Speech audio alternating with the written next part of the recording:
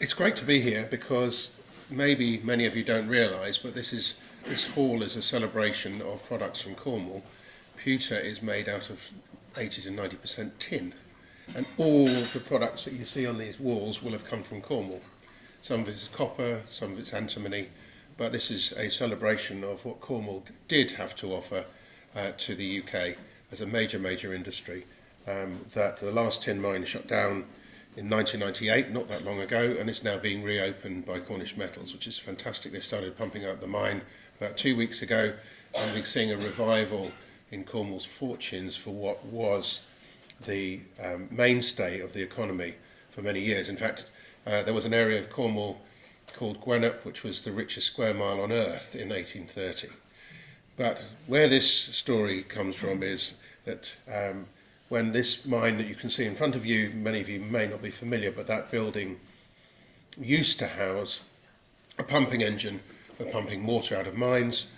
That particular pumping engine was United Mines. It was near St Day, near Redruth, and in 1864 they encountered strong inflows of hot water from depth, and it was salty, and they couldn't work out why it should be salty that far from the coast, and it contained high levels of lithium. It was analysed by Professor Miller from King's College London, and he said, and I'll show you in a minute the map of that, the water issuing in great quantities enriched in lithium. So this story is nothing new. It's a continuity of Cornwall's metal supply to the UK.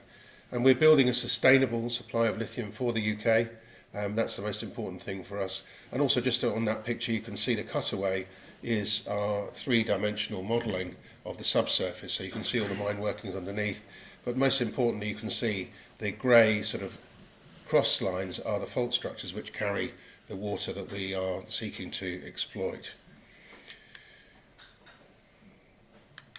So,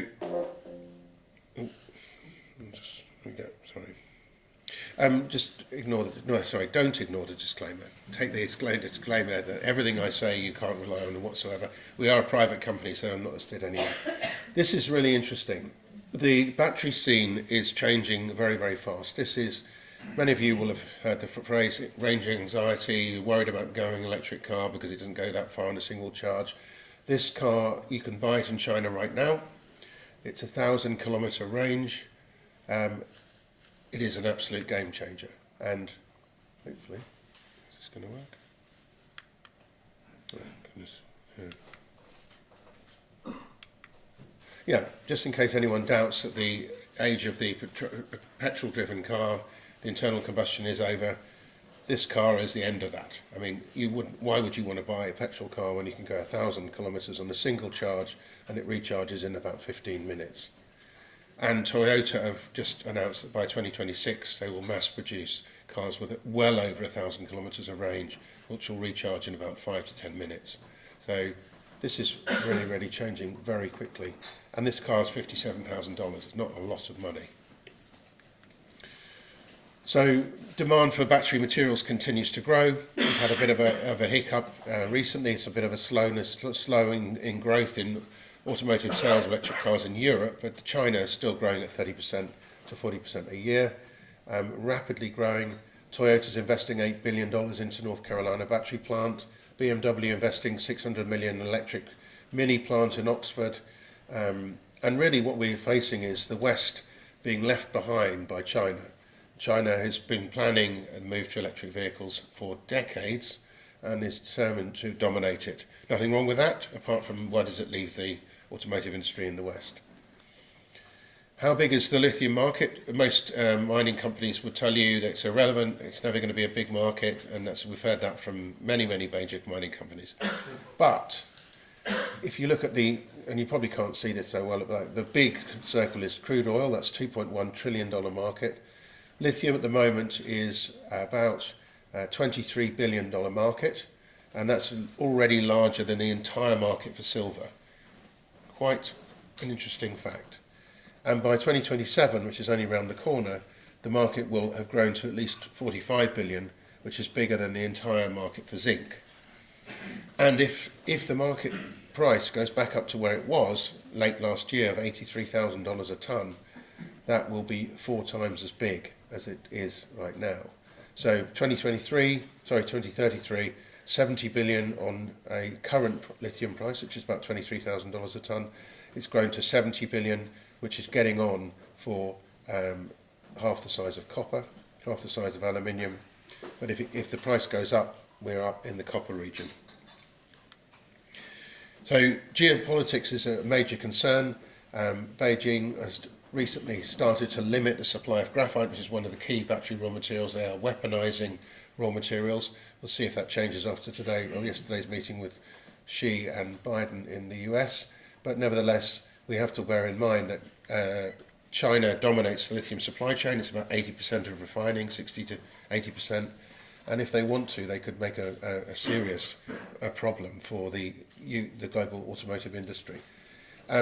And global politics really does affect all of the key materials. Copper, First Quantum, the Panamanian government recently basically said to shut down their $8 billion new mine, Cobre Panama. Chile's president's going to bring lithium under state control. Mexico's already nationalised the lithium industry. This is what's vexing politicians globally and including in the UK as we think about our future for automotive manufacturing.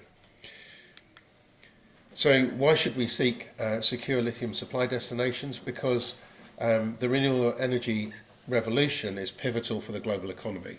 Every single one of our lives is going to be affected by this change away from oil and gas. I'm never saying oil and gas is going to go away, because it certainly won't. It's going to stay in our lives for many, many years.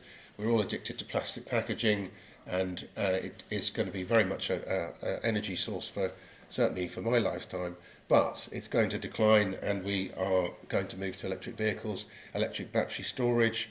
So storage of renewable power like wind and solar is very, very important. So, as I said, China's dominating the supply chain, and if they do weaponise it, it's a very serious industry.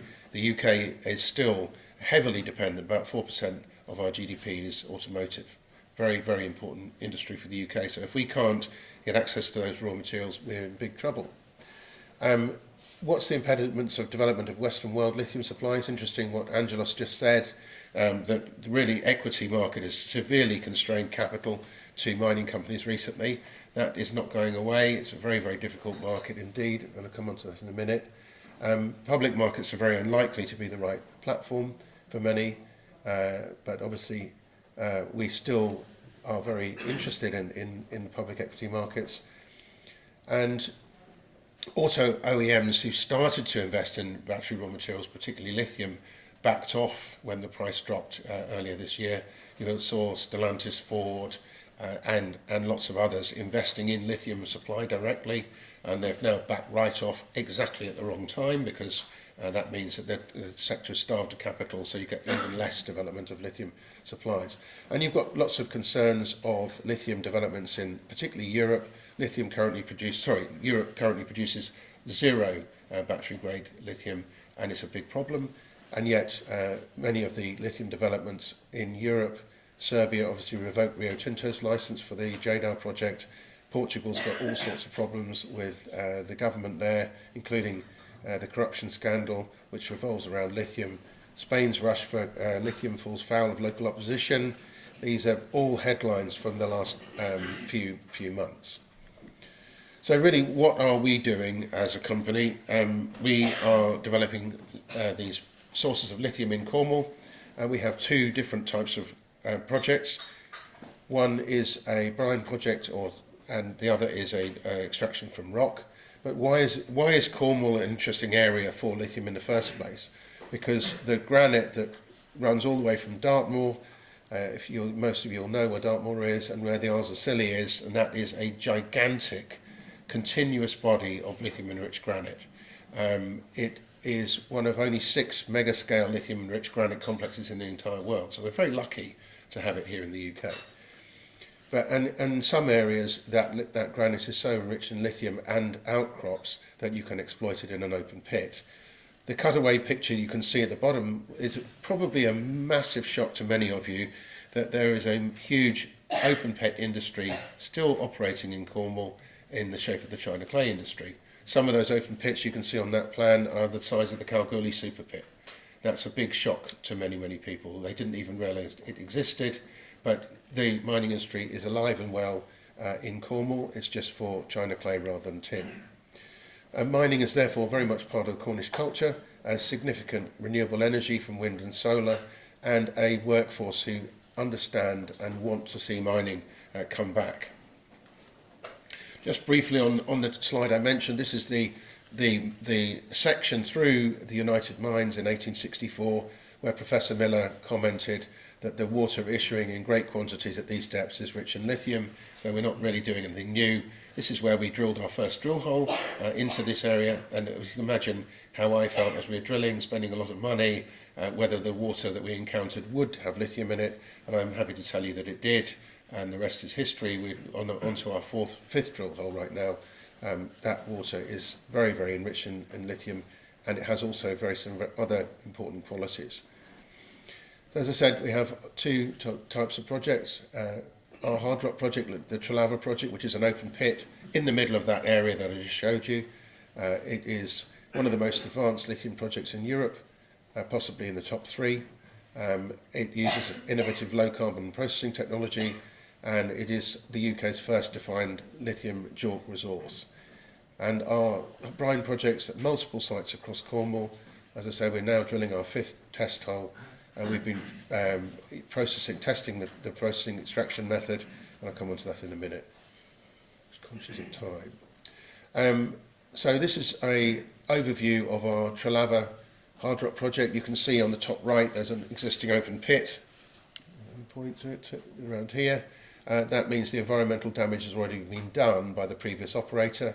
We will be expanding that pit slightly, but the most important thing is the distance to our processing plant, which is only about 400 or 500 metres.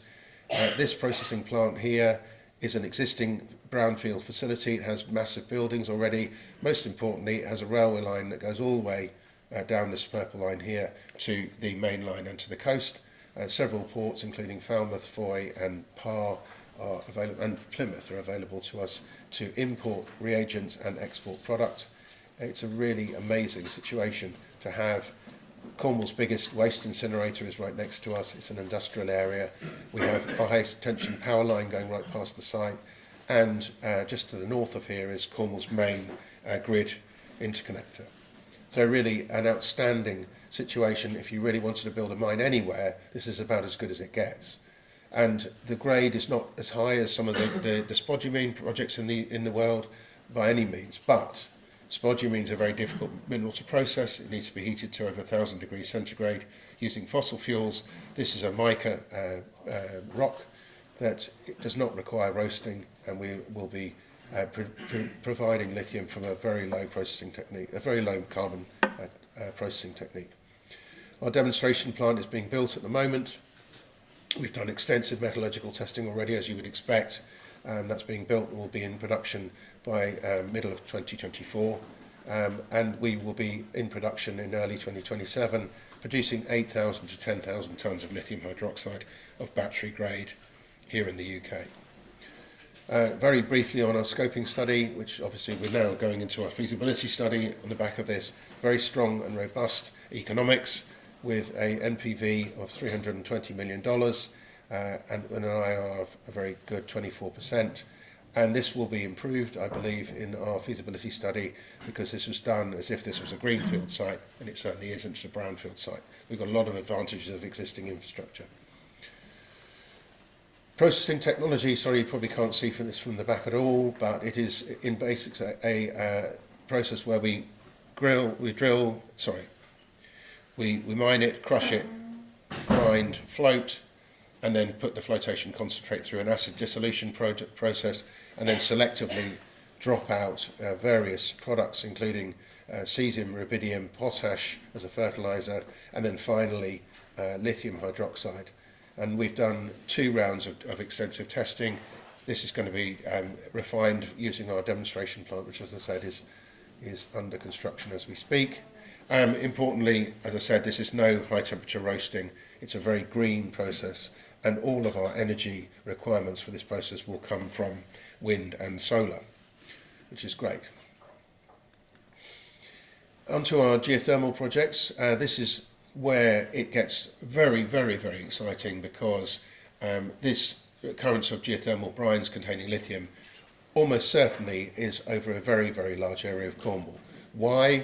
Because the granite, as I already talked to you about, is going all the way from Dartmoor to the Isles of Scilly, and it's heavily fractured over geological time. You can see the map on the top right. The purple lines, which you can see maybe, are fractures, geological fractures or faults. They run right across the county. They are the conduits for fluid containing lithium. We've already successfully drilled into several of those and proved that there is indeed lithium-enriched water in it. The exciting thing for us is that those fault zones, as you can see, go through the entire county.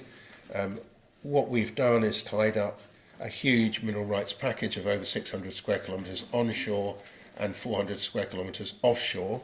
Why offshore? Because you can see that the fault zones continue into the sea. We have a licence from the Crown Estate over 400 square kilometres where we can extract lithium offshore. That sounded crazy a while ago. It's not crazy anymore. It's really a real potential opportunity to do that. But at the moment we're focusing mainly on the onshore rights, which we have the 600 square kilometres of rights to extract. We have over 100 target sites which we hope to develop over the future. Importantly, this water, when we pump it up, is hot. It's about 80 degrees centigrade. We can use that for regional heating and supplying houses and industrial units for their heating requirements in a zero carbon manner. Why is the well, one of the things I'd say when you look at lithium, and lots of people are new to this sector, it's a very complicated sector because lithium isn't a commodity. Well, it's a chemical. Lithium hydroxide or chloride or carbonate are all chemicals, not just like copper or tin. It is complex chemical engineering. The brine in Cornwall is unique. If you look at brines all over the world, they may not be as high, so Cornish brines are not necessarily as high grade as, say, Chile, but the concentrations of deleterious elements like magnesium, which is a huge problem in batteries. Magnesium is the devil incarnate for batteries because it's the same size as a lithium ion, very, very difficult to separate lithium from magnesium. We have exceptionally low levels of magnesium, in fact we virtually have none at all. And also sulfate is another thing you really don't want. We've got very low levels of sulfates as well. You can see ours is in the bottom left-hand corner. The other brines, geothermal brines and salar brines, are in the scattered diagram above. But really, this helps us to be able to very efficiently and effectively concentrate and purify that brine to get the lithium out. Also, when you're looking to extract lithium from oil field brines, as the companies in Europe are doing, and Exxon have just moved into oil field brines in the US, you've got the problem of remnant organics and oil residues, which is hugely problematic, blocking up your filtration media and your membranes. So we have none of that, which is a huge, huge advantage. Also, the big advantage for us is that we can concentrate our brine using reverse osmosis, which is a industry standard technology. It's used in submarines, it's used all over the Middle East for concentrating seawater and make drinking water. We can concentrate our brine by at least 4 times, whereas virtually no other brine in the world can do that because they are too saline. Ours is a very low salinity brine and very low total dissolved solids brine. So we can use membrane technologies to concentrate our brine extremely effectively, and we are actually doing that right now as we speak. Sorry, I've gone the wrong way. This diagram here on the bottom right is our third pilot plant. This one has been developed by Koch Technology Solutions. Koch is the second biggest private company in the US. It's one of the biggest chemical engineering developers in the world. They've developed this pilot plant for us. It's actually operating as we speak, producing lithium chloride from the water. And we are moving very rapidly into establishing a demonstration plant, which will hopefully be built at the back end of next year. The drill rig at the top is one of our drill rigs. This is our 4th hole. We go down to about 2,000 metres. It's a diamond core rig. We will be drilling wide diameter holes very, very shortly, but so far we've just been drilling smaller diameter holes. Just checking my time. And we've really encountered this brine. Every hole we've drilled, we've been successful. ESG, very, very important for us, that we take ESG extremely seriously. If we don't, then we lose our licence to operate. So we are in a very sensitive area. Obviously, people in Cornwall do ask questions. They want to know what's going on. But we have a lot of community drop-ins. We very much engage with the local community on a very, very regular basis. I'm just conscious of my time. And I just wanted to move on to the fact that we just, in August, secured what was an absolutely game-changing deal. We raised effectively $250 million. Waiting for that to sink in a bit. But that was from the UK Infrastructure Bank, which is part of the Treasury. It's the UK government, the Energy and Minerals Group, which is one of the biggest private equity, in fact, probably the biggest private equity group involved in the mining and minerals sector, a $14 billion fund, and TechMet, who originally funded us. They invested further money in this latest round. They just raised another 200 million. They're focused on battery metals, critical minerals.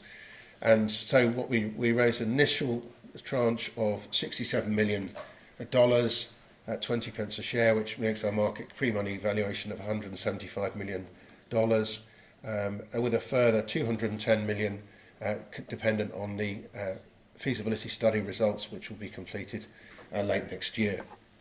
So this is a fantastic vote of confidence for a nascent industry in the UK. Very proud to have managed to secure it. It was an extremely difficult process. I may look like I'm 60, but I'm actually only 35. So it was challenging, but nevertheless the result was great. And we also raised some more money via crowdfunding to enable our very loyal retail shareholders to top up in the face of the dilution that deal incurred. So really very proud of this outcome. We've retained all of our offtake upside, which is great, so the automotive companies can come and talk to us when we're ready, when they're ready, and we can use that to finance more if we want to. But really this funding takes us through to completion of the project and funding of the Trelava project, building of the Trelava project. So it will happen unless anything comes out of left field, but let's hope it doesn't.